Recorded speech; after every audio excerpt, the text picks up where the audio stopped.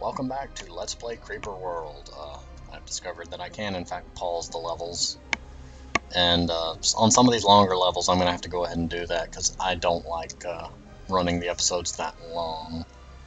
I mean, for the sake of, if anybody actually watches this, I don't want to run to 30 minutes. I mean, I might on special occasions, the end of games and stuff like that, but yeah, I don't want to get into a habit of doing that, and since I can pause it, I'm going to try to get back to dividing them. I didn't expect the levels to start getting that long. I'm going to go ahead and start, unpause the game, though, and talk while it goes. But, there's not actually a pause button on, well, actually. Oh, okay. Little triangle there is the pause button. Not a word, anybody. I should have figured that out. But I can hit the P key, and it just, like, freeze frames the game. Which works well enough for what I need, and allows me to divide the episodes as need be.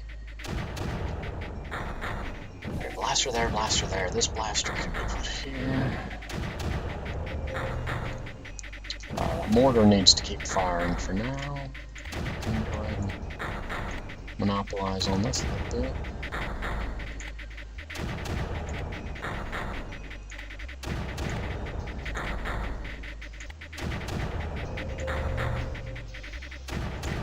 There we go. And that, while draining on the system, whoa, I'm producing a lot of energy now.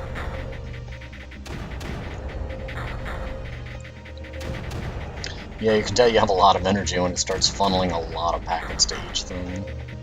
But that finishes getting my energy system really charged up. I've actually got enough I can afford to do this.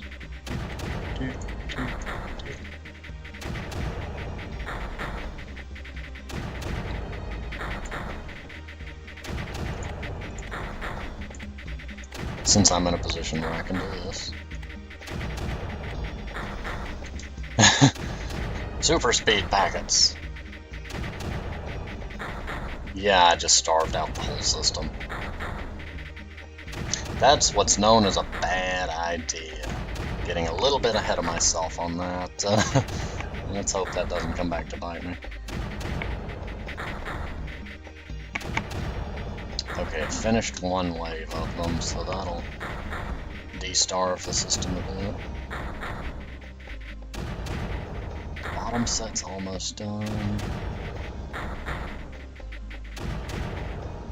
I will say that if you build enough of them, that you can actually get the packets to move faster than the frame rate. Like, I one time filled a corner of the map with the little speed things, and you can see where they do get pretty useful. I'm gonna let the starvation bar drop back down again.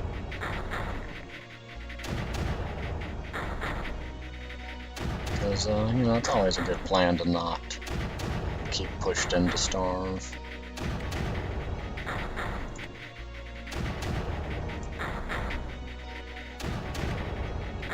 Add another. Wait. Yeah, 5 of them. Just trying to get to 200 energy.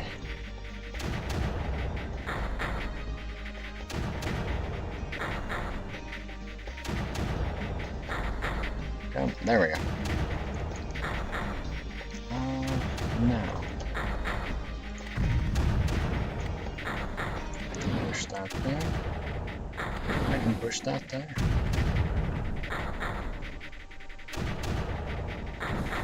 Oh, I moved them both at the same time. I did the very thing I warned you not to do. It had nothing to defend itself with, so at that point it kind of collapsed. Because it had no protection. There we go. Okay.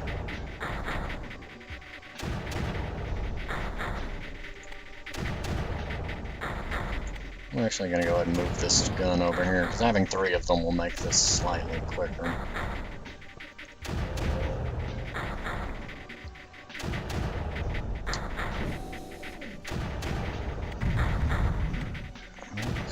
Let's move that to there. That to there.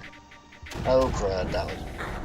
See, I'm not thinking, and I keep making that mistake, which the third gun really helps cover my tail for when I make a bad move.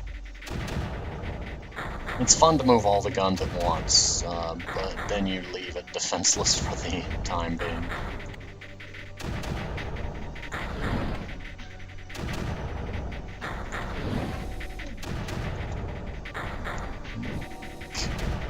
Those two can fire.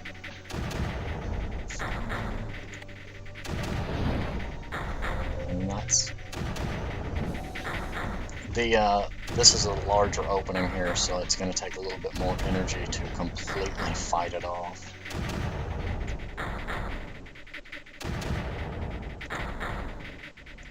I'm going to go ahead and start construction on another blaster down there.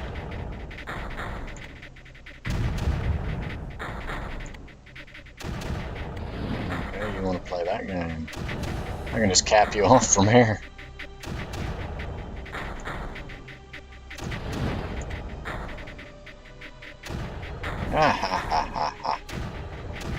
I call this one capped off.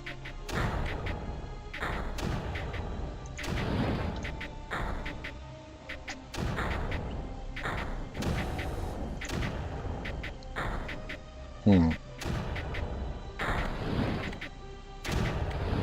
gonna throw those 2, 3 that way, all at once. I believe you can pause and give orders also if you need to move a large wave of weapons all at once. It's kind of a way to simulate how some strategy games allow you to move things in a group. It also stacks the sound effect on top of itself, so if you move 10 blasters instantaneously, it plays the sound at, like, not 10 times volume, there's a threshold, but you can tell it's louder. Some of the subtleties of the sound overlap enough that it just makes it a more solid and blunt sound. I really like that the game, little details like that the game reacts to the number of them that you're sending off all at once. It, to me, adds a bit. Probably silly that I notice little details like that, but, I find it interesting. Before I decided to go into just general programming, I really wanted to do video game design. I still at times am conflicted on that and wonder if I would be happier with a more creative field like that.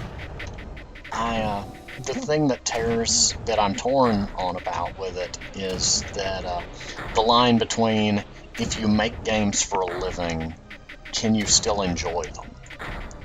If you make, it's, I don't know, I worry that if I go to work every day to work on game programming, that I won't want to come home and play games anymore, and it'll lose that magic, that spark.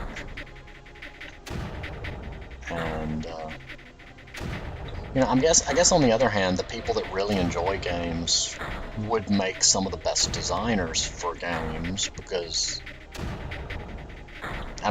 you'd know what you enjoy, but then again, everybody enjoys different things, so you can't make games that just you would enjoy. Unless you're making it as a side project that only you will play. Some people design web pages just for themselves. I've done that before. It's nice to have a web page instead of just having shortcuts to websites, have a web page that itself is buttons to different websites that you go to constantly. It's kind of a fun little side project I did in school. And I can actually go ahead and finish this level if the creeper leaves that packet alone. Not packet, leaves that collector alone. Level complete. Nope. Really? I saw a green packet manage to leave the network, and then the creeper shot it down. You want to play like that, creeper?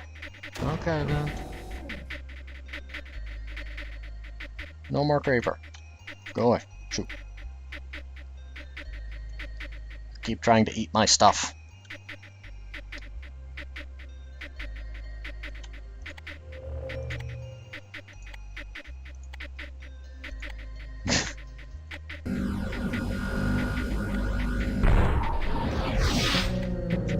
Oh wow, it teleported right from where it started. The city didn't even move. And that is planet Tucana. Next, planet Vela. And I know we're at the 10-minute point, but if I start this level, it'll Since the last episode was really long, I'm going to go ahead and cut this one a bit short for the sake of balance and whatnot.